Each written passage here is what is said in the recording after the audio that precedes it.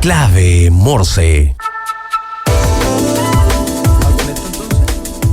¿Estás buscando una nueva administración para tu edificio? Entra a administradoreschile.cl, la base de datos de administradores de edificios y condominios más grande a lo largo del país, capacitados con el uso de plataforma para administradores Comunidad Feliz y con conocimiento de la nueva ley de copropiedad 21.442. Entra a administradoreschile.cl, llena el formulario y te enviaremos gratis 3 opciones de administradores de edificios para que tú elijas la que más te acomoda. Una comunidad bien administrada es una comunidad feliz. Y el Lab, la tecnología que permite exportar y vender tus productos en marketplaces internacionales, conecta, publica y gestiona integradamente muchos canales a través de una sola plataforma. Encontrarás distintas herramientas para optimizar y eficientar tus ventas globales. Exportar y vender en marketplace nunca fue tan fácil. Conectamos Latinoamérica con el mundo. www.labglobal.io. Las noticias que debes saber. Titulares en Clave Morse. Según un informe del Boston Consulting Group, BCG, Chile tiene el menor porcentaje de riqueza offshore en América Latina, con solo 7,9% de su riqueza financiera fuera del país, comparado con el 80% en Argentina. A pesar de un aumento reciente de la riqueza fuera del país a nivel global, Chile mantiene una sólida industria de gestión de riqueza local con una estimación total de riqueza de 900.000 millones de dólares según un artículo que publica hoy Pulso de La Tercera. Y en otro ámbito de la economía, un informe de Colliers apunta a una estabilización del mercado inmobiliario de strip center durante la primera mitad del año en el Gran Santiago, con una variación casi nula de la vacancia en comparación al segundo semestre del año pasado, bajando de 5,7% a 5,5%. Esto se traduce en 2 caídas consecutivas tras alcanzar uno de sus puntos más altos en la primera mitad del 2021, cuando llegó al 6,8%, o sea, en plena pandemia. Yo creo que es importante que en algún momento vamos a traer a algún entrevistado que nos explique un poco cómo conviven y cómo compiten los strip centers con los malls, porque realmente uno ve en muchas partes de todo Chile, en todas las comunas, cómo crecen los strip centers y no sé, y tiene una oferta bien interesante, así que yo creo que es un tema que vamos a estar analizando. Siempre hay una cafetería, siempre hay una tienda de mascota, siempre hay una tienda, un mini market, tiene una farmacia también. Ahí nuestro entrevistado está hablando, ya lo vamos a presentar, ya una farmacia. O a veces tienen una pastelería, pero realmente son bastante útiles los strip centers y este crecimiento es bastante interesante también. Bueno, y de acuerdo a cifras del Banco Central, en el primer semestre del 2024 salieron recursos por 3.157.000 millones de dólares de Chile, monto 178% mayor al mismo periodo de 2023. Esta cifra de salida de capitales marca un alza respecto al mismo periodo del año anterior, subrayando la creciente preocupación de los inversionistas sobre el futuro económico de Chile, tema que también hemos conversado mucho en Clave Morse sobre la inversión, cómo está saliendo la inversión. También ha aumentado la inversión directa en Chile, pero el problema también es la que sale de acá, ¿ya? Y lo hemos visto en varios ejemplos de empresas, quizás una de las más simbólicas, la CMPC, digamos. Bueno, vamos ya a nuestro entrevistado de hoy, del día lunes, partiendo la semana. Estamos en Clave Morse con don Rodrigo Albagli, socio de AZ o Albagli Saliasny. ¿Cómo se le dice las dos formas? La marca es AZ ahora, pero el sello es Albagli Saliasny. Claro, porque yo como que soy un periodista de más tiempo conozco los nombres más, pero vamos a hacer la marca. Ya, vamos a hacer la marca. AZ, sí. Entonces. ¿Ya? Dejémoslo ahí, ¿sí? AZ. Oye, gracias por acompañarnos en Clave Morse, ¿eh? Muchas gracias por la invitación. ¿Tú se te cortó la luz en los últimos días? ¿Tú la verdad que he sido los afortunados que no. Ya. Así que... Qué bueno. He visto el problema desde lejos. Ya. Pero nosotros bien. Ah, qué bueno, sí, porque ha sido un tema. Ha sido un tema lo de Enel, digamos, hemos conversado también y va a seguir siendo. Pero nos trae ahora otro tema contigo, Rodrigo, que es la ley de delito económico, ¿no es cierto? El 17 de agosto de 2023 se publicó en el Diario Oficial la nueva ley de delito económico. Se trata de una norma que comenzó su tramitación en la Cámara en el 2020 a través del proyecto que sistematiza los delitos económicos y atentados contra el medio ambiente.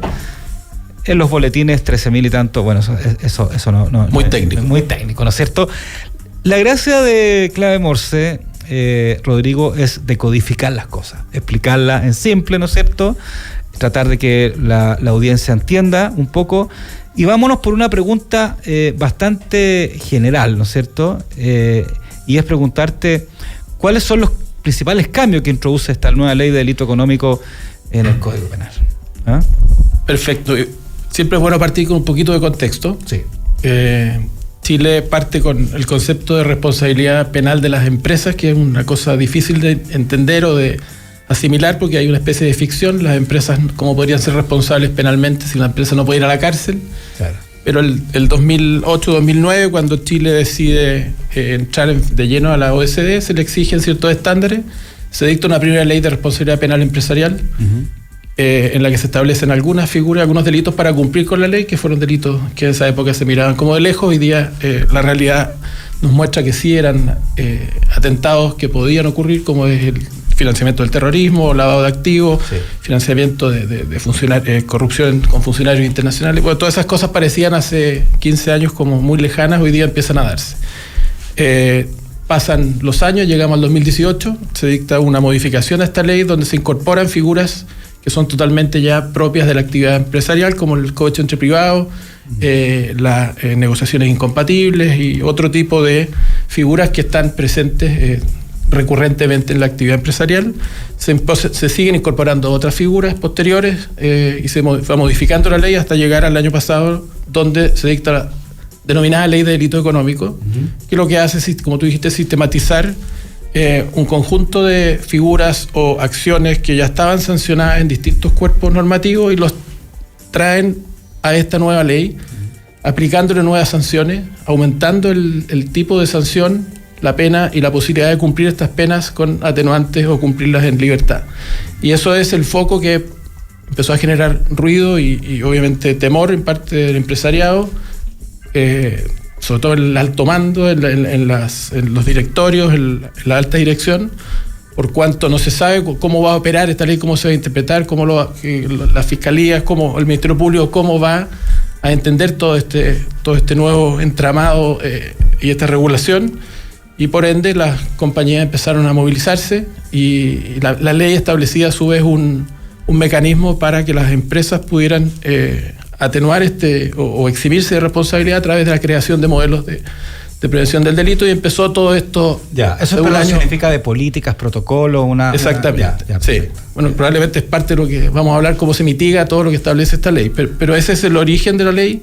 Son 15 años los que venimos hablando de esto, primero desde lejos.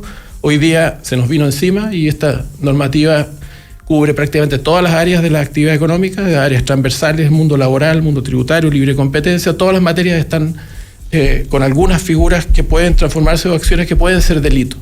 Y cuando estos delitos ocurren en el ámbito empresarial, se transforman en delitos económicos y ahí se transforman a su vez en responsabilidades mayores, sanciones más fuertes y atenuantes más difíciles de aplicar, por lo cual se transforma esto en un tema de máximo interés para la alta dirección y para los gobiernos corporativos.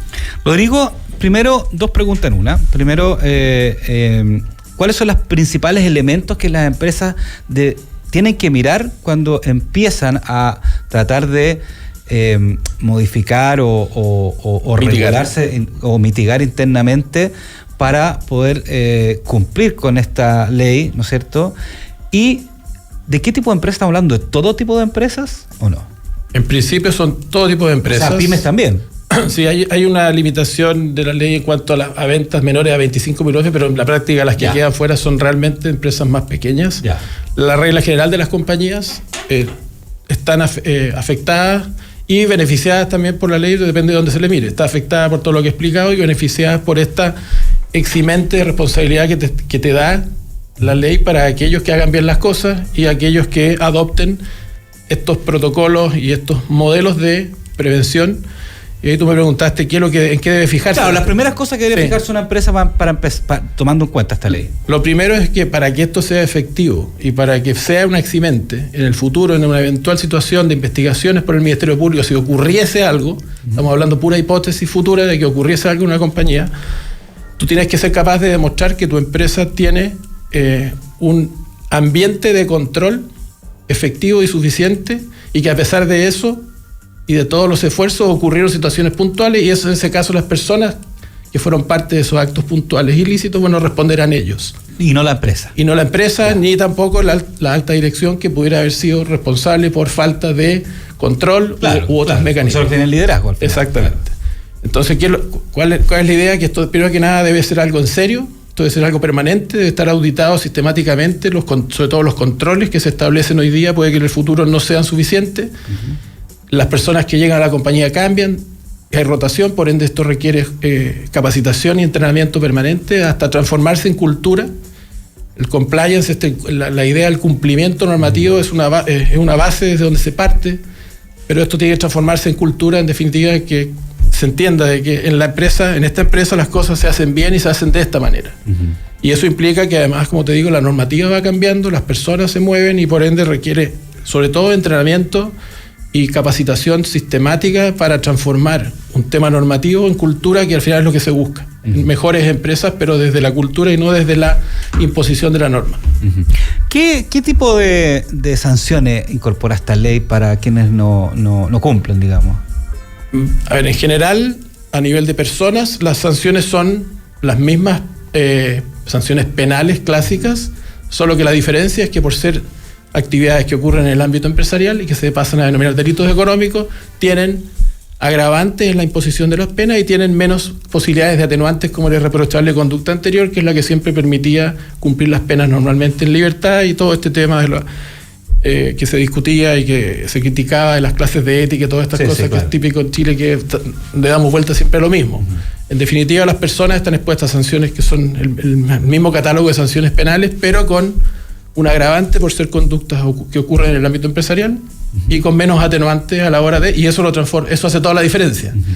Y a nivel de sanciones penales, penales de la persona jurídica, está desde la sanción máxima, que podría llegar a ser la disolución o la cancelación de la personalidad jurídica, que es como la pena de muerte a nivel de personas naturales, pero sobre todo son multas muy fuertes. Se establece un sistema de multas muy, muy potente, que se basa en unos criterios de días, multas que tienen valores máximos, mínimos de X UTM, que pueden llegar a ser multas que en el peor de los escenarios, en la más alta, pueden llegar a ser multas de $130 millones. Ya. O sea, multas en serio. Con todo lo que puede implicar una reputación para la empresa, independiente del individuo.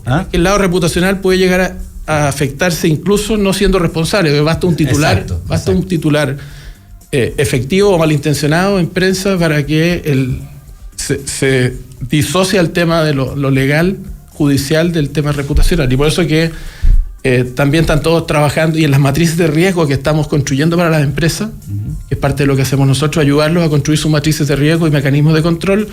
La ponderación del riesgo tiene factores tales como las posibles penas eventuales que pudieran llegar a afectar a la compañía, y el riesgo reputacional derivado de ciertos actos, cómo uno los puede proyectar, qué pasaría si pasa esto, cómo lo va a tomar los medios y cómo eso podría impactar a nivel reputacional. Y todo esto se lleva a una matriz para establecer si hay riesgos importantes, catastróficos, tolerables, porque las actividades económicas tienen riesgo inherente. La única forma es cerrar la puerta y no hacer nada, y eso no tiene sentido. Los negocios y el emprendimiento, las empresas se ejecutan en base a tomar riesgo. Claro. Ahora, la idea son riesgos lo más controlado posible. Sí. Oye, y en términos generales, independientemente de lo que dice la ley, ¿cómo ustedes han visto a las empresas chilenas prepararse para esto en comparación a las multinacionales, que a lo mejor traen temas de compliance ya por defecto, ¿no es cierto? Así es. ¿Hay mucha diferencia?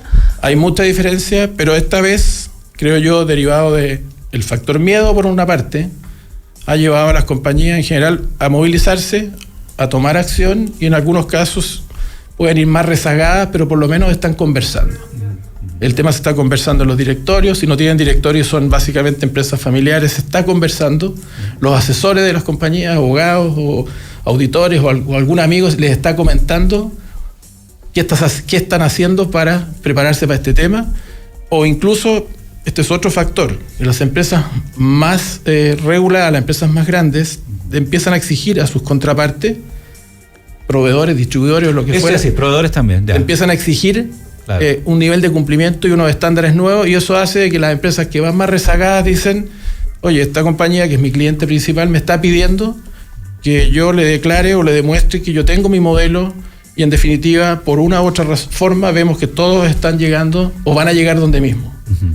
Algunos, como te decía, por convicción, por cultura, otros van a llegar por un interés comercial, pero en definitiva, como para que esto sea efectivo, te decía, se requiere algo constante. En definitiva, creo que de aquí a 5 años este va a ser el estándar. El estándar, claro. Que hoy día no existía, y los que se queden fuera de esto, es probable que no puedan terminar haciendo negocios con contrapartes serias. Perfecto. Estamos hablando con Rodrigo Albagli, socio de AZ, sobre el tema de la ley de delito económico. Te quería preguntar un poco, y yendo al tema más específico, ¿qué tipos de inhabilidades impone la ley a las personas naturales condenadas por delitos económicos? Sí, ahí también este catálogo de sanciones trae algunas novedades. Uh-huh. Hay inhabilidades para desarrollar cargos públicos, que puede ser un poco más tradicional, uh-huh. pero también hay inhabilidades para desarrollar cargos empresariales de nivel como directorios o de alta dirección. Sí. O sea, el que ha inhabilitado en otra empresa para... En general, hay sanciones de inhabilidad para desarrollar cargos de administración, de alta administración. En el fondo, lo que si te sancionaron por esto, se supone que no tienes las condiciones para gestionar una compañía en ese nivel. Claro. Y esa es una sanción potente porque te limita tu capacidad de trabajo. Claro, tal cual. Eso a nivel de personas. Y obviamente las multas y las penas privativas de libertad con menos posibilidades de cumplimiento en libertad. Pero por eso es un mix de penas. Hay penas económicas, multas más fuertes, uh-huh. las penas privativas de libertad con menos posibilidades de cumplimiento en libertad, y luego estas medidas alternativas, todas pueden jugar juntas. Uh-huh. Por ende, es bastante potente y destructivo para quien cometa estos actos y sea obviamente sancionado y condenado. Oye, ¿y cuál es tú lo mencionaste un poquito, pero quería ahondar un poquito más en estos modelos de prevención de delitos, los MPD que se llaman? ¿Cuál es el rol de ellos en la exhibición también de responsabilidad penal para las empresas? ¿Ah? Los MPD, estos modelos de prevención del delito, que implican entonces el levantamiento de los riesgos de una manera profesional, creación de una matriz de riesgo donde se levanten todas las actividades que la compañía realiza y se establezcan cuáles son los distintos tipos de delitos que podrían cometerse según esas actividades, y luego establecer mecanismos de control asociados para mitigar cada uno de estos riesgos levantados. Esto es lo que se denomina el MPD, uh-huh. Que termina con un proceso de socialización dentro de la compañía a través de las capacitaciones, tanto iniciales como permanentes.